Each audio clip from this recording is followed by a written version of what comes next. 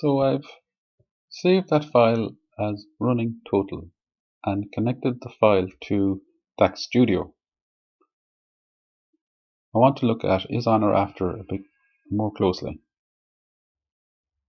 So I go over to DAX Studio and we'll just look at the quick measure we set up, running total.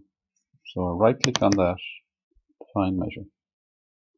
Now we're going to evaluate the table of dates for is on or after.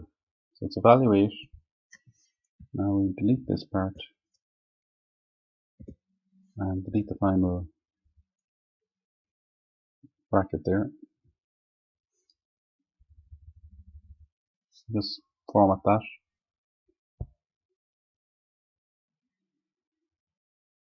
And instead of max here, we'll just, for testing purposes, we'll just make this a date.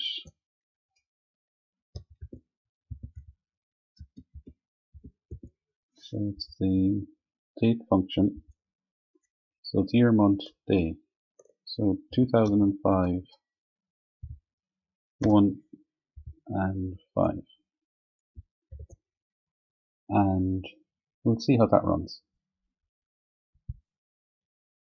So this is the results. We just get the first 5 days here up to the 5th of January.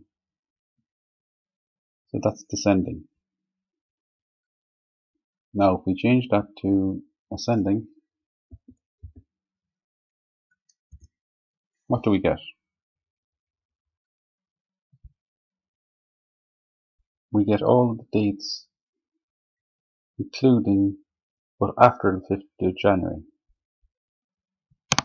up to the very end of our dates here, 31st of December 2014.